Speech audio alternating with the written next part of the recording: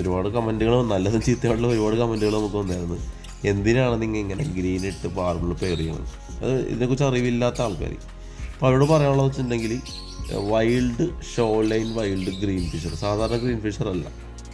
അത് നമ്മൾ മറ്റുള്ള കളറിലേക്ക് കൊണ്ടുവന്ന് ആ ഒരു മാർക്കിങ് അതിലേക്ക് ഏറ്റെടുക്കാനാണ് നമ്മൾ ഇങ്ങനെ പെയർ ചെയ്യണം. കാരണം നമ്മൾ ഈ കേരളത്തിലെ ബേഡുകൾ മാത്രമേ കണ്ടിട്ടുള്ളൂ. പുറത്തുള്ള ആൾക്കാർ, പുറത്തുള്ള ബ്രീഡർമാരുടെ ബേഡുകൾ നമ്മൾ കണ്ടിട്ടില്ല.